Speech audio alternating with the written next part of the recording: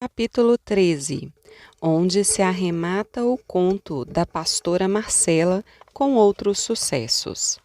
Mal começou a raiar o dia pelos balcões do Oriente, quando 5 dos 6 cabreiros se levantaram e foram despertar Dom Quixote, perguntando-lhe se estava ainda com intenção de ir ver o famoso enterro de Crisóstomo, pois lhe fariam companhia.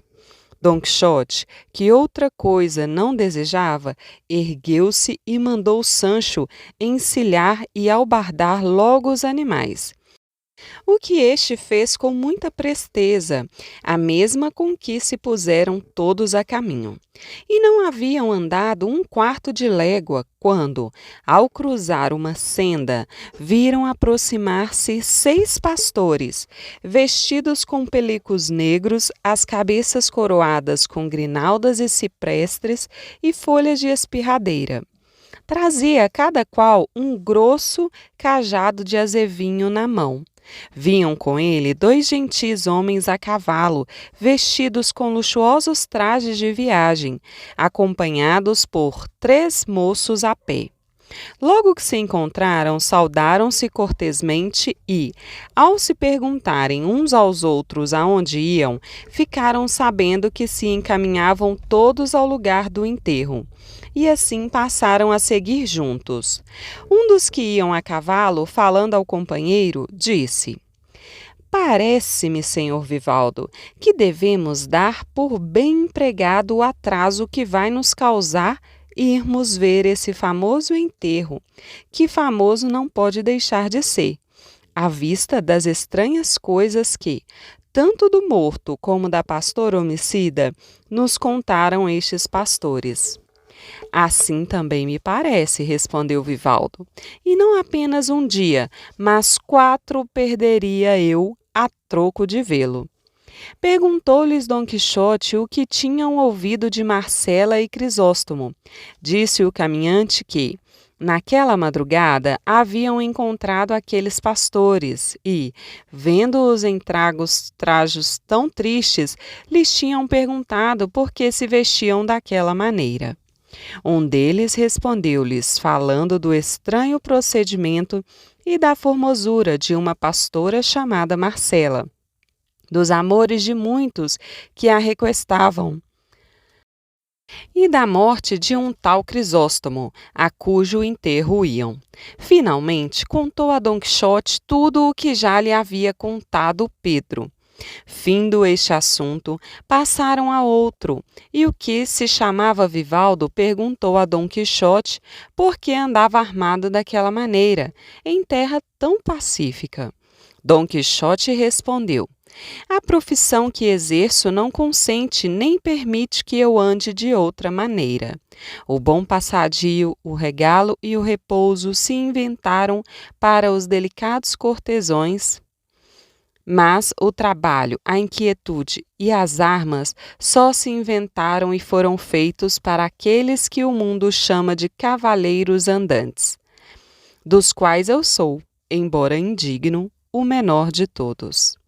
Mal lhe ouviram isso, tiveram-no todos por louco, e, para melhor averiguar que gênero de loucura era a sua, tornou Vivaldo a perguntar-lhe que vinham a ser os cavaleiros andantes.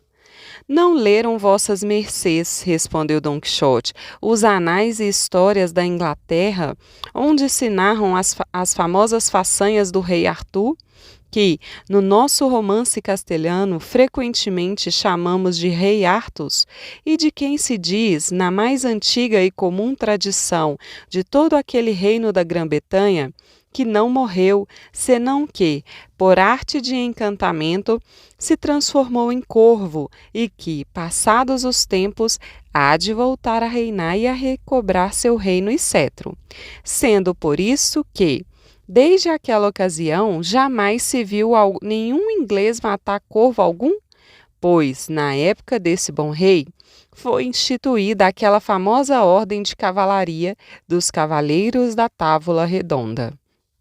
E tiveram lugar, como minuciosamente ali se contam, os amores de Dom Lancelot do Lago com a rainha Ginevra, sendo dele sabedoria e medianeira aquela tão honrada Dona Quintanhona, donde nasceu aquele tão sabido romance, tão decantado em nossa Espanha.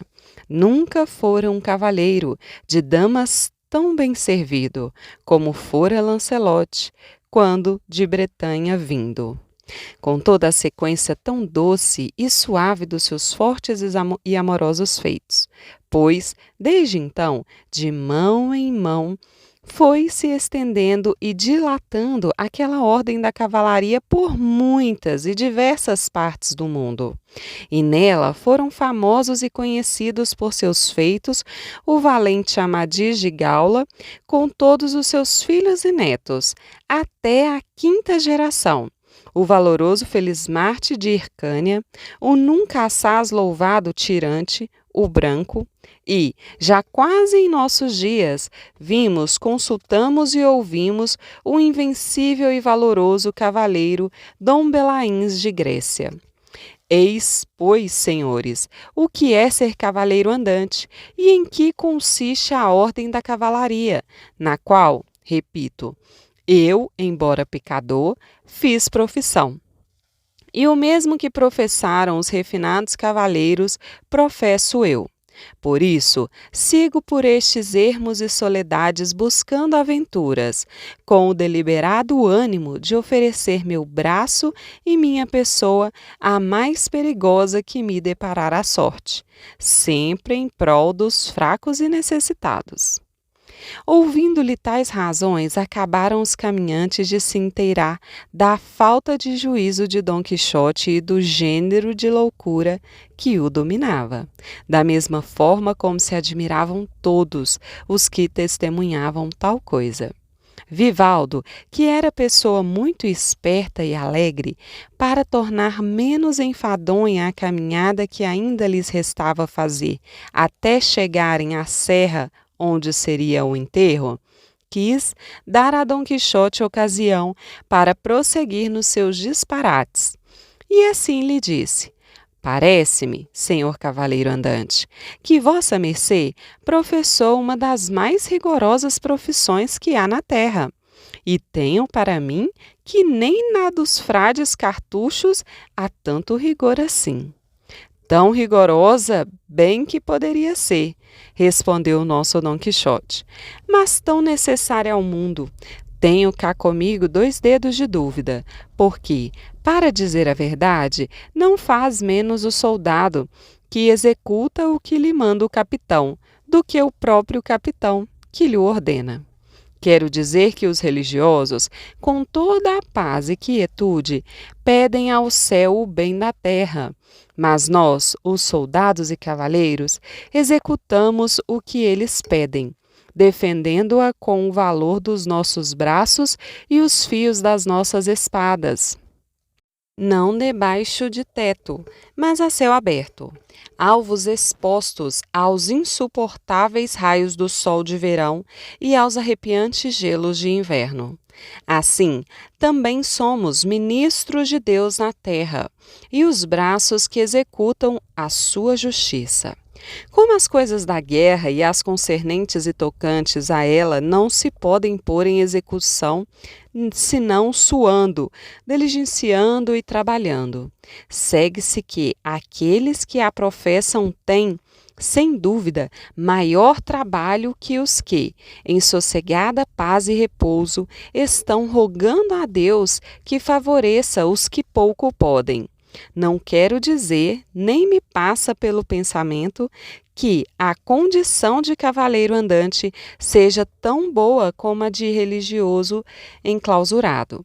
Só quero inferir, pelo que padeço, que a daquele é, sem dúvida, mais trabalhosa e aborrecida, mais faminta e sedenta, miserável, rota e piolenta, pois não há dúvida alguma de que os cavaleiros andantes de antigamente passaram por muitas aventuras ruins no decurso de suas vidas.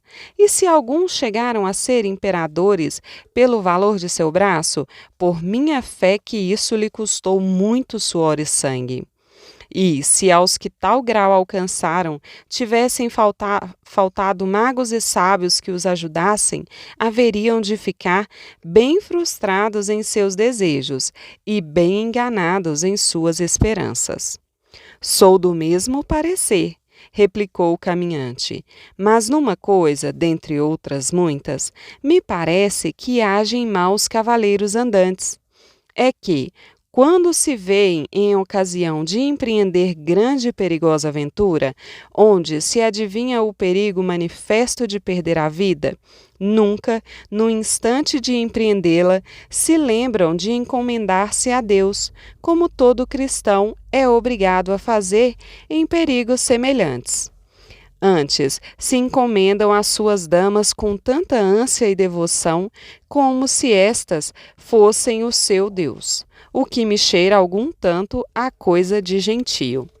Senhor, respondeu Dom Quixote, não se pode agir de nenhuma outra maneira, e mal andaria o cavaleiro andante que outra coisa fizesse, visto ser já uso e costume da cavalaria andantesca, que, ao empreender algum grande feito de armas, tendo o cavaleiro sua dama à frente, volva-se os olhos branda e amorosamente, como a lhe pedir com eles que o favoreça e ampare no duvidoso transe por que passa. E mesmo que ninguém o escute, é obrigado a proferir algumas palavras entre dentes, encomendando-se-lhe de todo o coração. E disso temos incontáveis exemplos nas histórias. E não se há de entender, por isso, que deixem de encomendar-se a Deus, pois tempo e ocasião lhes sobram para fazê-lo no decurso da obra. Contudo, replicou o caminhante, me resta um escrúpulo. É que muitas vezes, segundo li, há troca de palavras entre dois cavaleiros andantes, do que resulta-lhes acender a cólera, e eis que voltam os cavalos, tomam boa distância no campo e logo, sem mais nem menos e a todo galope, se tornam a encontrar. E, em meio à corrida, se encomendam às suas damas, e o que costuma suceder nesses encontros é que um deles cai pelas ancas do cavalo, atravessado de um lado ao outro pela lança do adversário, enquanto este, se não se agarra às crinas do seu, também não pode deixar de ir ao solo. E não sei como poderia o morto ter tido tempo de encomendar-se a Deus no decurso de tão acelerado encontro. Melhor fora que as palavras que gastou na carreira ao encomendar-se à dama as tivesse gasto no que devia e era obrigado como cristão. Tanto mais quanto tenho para mim que nem todos os cavaleiros andantes possuem damas e a quem se encomendem, já que nem todos são enamorados. Isso não pode ser, replicou Dom Quixote. Afirmo que não pode haver cavaleiro andante sem dama, pois é tão próprio e natural que sejam enamorados como é ao céu ter estrelas. E asseguro não haver história na qual se encontrem cavaleiro andante sem amores. Mesmo porque, se os não tivesse, não seria tido como um cavaleiro legítimo, mas um mero bastardo, que entrou no bastião da cavalaria não pela porta, mas pelas bordas do muro, como salteador e ladrão. Apesar de tudo, disse o caminhante, a mim me parece, se bem me lembro, haver lido que Dom Galaor, irmão do valoroso Amádes de Gaula, nunca teve dama assinalada, a qual pudesse encomendar-se, e nem por isso foi tida em menos conta, tendo sido cavaleiro muito valente e famoso. Ao que respondeu o nosso Dom Quixote, Senhor, uma andorinha só não faz verão. Ademais, sei que este cavaleiro estava secretamente muito bem enamorado. Afora que, quanto a isso de querer bem as quantas lhe pareciam belas, era seu feitio natural que não podia reprimir, Mas, no final das contas, está muito bem averiguado que tinha uma só dama, a quem fizera senhora de sua vontade, e a qual se encomendava muito a miúde e secretamente, porque se prezava de ser cavaleiro discreto. Se é, pois, essencial que todo cavaleiro andante há de ser enamorado, disse o caminhante, deve-se supor que vossa mercê também o seja, já que é da profissão. E se não se preza vossa mercê de ser tão discreto como um Dom Galaó. Com todo o meu empenho lhe suplico, em nome de toda esta companhia e no meu também, que nos revele o nome, a pátria, a qualidade e a formosura de sua dama. Porquanto ela por ditosa se teria de que todo o mundo soubesse que é querida e servida por um cavaleiro tal como parece sê-lo vossa mercê. Aqui soltou Dom Quixote um profundo suspiro e disse: não poderei afirmar se a minha doce inimiga aprecia ou não que o mundo saiba que a sirvo. Só sei dizer, respondendo ao que com tanta cortesia se me pede, que seu nome é Dulcinea, sua pátria é o Toboso, um lugar de La Mancha. Sua qualidade, pelo menos, há de ser a de princesa, já que é rainha e senhora minha. Sua formosura sobre-humana, pois nela se fazem verdadeiros todos os impossíveis e quiméricos atributos de beleza que os poetas emprestam às suas musas. Seus cabelos são de ouro, sua testa campos elíseos, suas sobrancelhas arcos celestes, seus olhos sóis, suas faces rosas, seus lábios corais, pérolas os seus dentes, alabastro o seu colo, mármore o seu peito, marfim suas mãos, sua brancura neve, e as partes que a vista humana encobriu a honestidade são tais, segundo penso e imagino, que só a judiciosa consideração pode encarecê-las, sem compará-las. Estimaríamos saber a sua linhagem, prosápia e alcuma, replicou Vivaldo, ao que Dom Quixote respondeu. Não é dos antigos Cúrcios, Gaios e Cipiões romanos, nem dos modernos Colonas e Ursinos, nem dos Moncadas e Requesenes, da Catalunha, tampouco dos Rebelas e Vilanovas, da Valência, Palafoxes, Nusas, Rocabertes, Corelas, Lunas, Alagones, Urréas, Fosses e Gurreás de Aragão, Cerdas, Marinquês, Mendonças e Gusmanes de Castela, Alencastros, Palhas e Menezes de Portugal, porém descende dos Toboso de La Mancha, linhagem que, embora moderna, pode dar generoso princípio às mais ilustres famílias dos séculos vindouros. E não me repliquem a isto, senão com as condições que pôs Servino ao pé do troféu das armas de Orlando, e que eram essas: ninguém as mova que, com roldão, não possa pôr-se à prova. Se bem que a minha antecedência seja a dos cachopins de Laredo, respondeu o caminhante, não ousarei compará-la à dos del Toboso de La Mancha, embora, para dizer a verdade, tal sobrenome não tenha até então chegado aos meus ouvidos. Mas como não terá chegado? Replicou Dom Quixote. Com grande atenção iam todos escutando a conversa dos dois, e até mesmo os cabreiros e pastores perceberam a sobeja falta de juízo de nosso Dom Quixote. Só Sancho Pança pensava que era verdade tudo o que dizia o amo, sabendo quem era ele e o tendo conhecido desde seu nascimento. Só duvidar em parte era daquela história da linda Dulcinea del Toboso, porque nunca tal nome nem tal princesa haviam chegado ao seu conhecimento, embora vivesse tão perto de El Toboso.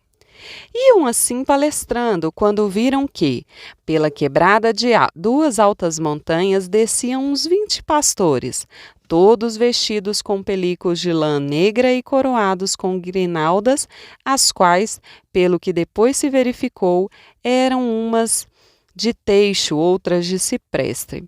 6 deles traziam uma padiola coberta com grande diversidade de flores e ramos. Vendo aquilo, disse um dos cabreiros: aqueles que ali vêm são os que trazem o corpo de Crisóstomo. E o sopé daquela montanha é o lugar onde ele mandou que o enterrassem. Apressaram-se a chegar e o fizeram a tempo, pois os outros já haviam depositado no solo a padiola e 4 deles estavam cavando a sepultura, com picaretas agudas ao lado de um rochedo muito resistente. Receberam-se uns aos outros cortesmente e logo Dom Quixote e os que com ele vinham e se puseram a mirar a padiola, sobre a qual se via um corpo morto, coberto de flores, vestido como pastor e aparentando 30 anos de idade. Embora morto, mostrava que havia tido em vida formoso rosto e disposição galharda. Na padiola, ao redor do corpo, havia alguns livros e muitas folhas de papel, umas abertas, outras fechadas. Tanto os que aquilo contemplavam como os que abriam a sepultura e todos os demais que ali estavam guardavam maravilhoso silêncio, até que dos que haviam trazido o morto disse a outro: repara bem, Ambrósio, se é este o lugar que Crisóstomo indicou, visto quereres que tão exatamente se cumpra o que ele deixou ordenado em seu testamento. É este, respondeu Ambrósio, pois muitas vezes aqui me contou desditoso amigo a história da sua desventura. Ali me disse ele que viu pela primeira vez aquela mortal inimiga do gênero humano. Foi também ali que, pela primeira vez, declarou a ela seu intento, tão honesto quanto enamorado, e foi ali a última vez que acabou Marcela de o desenganar e desdenhar, de modo a ter posto fim à tragédia da sua vida miserável.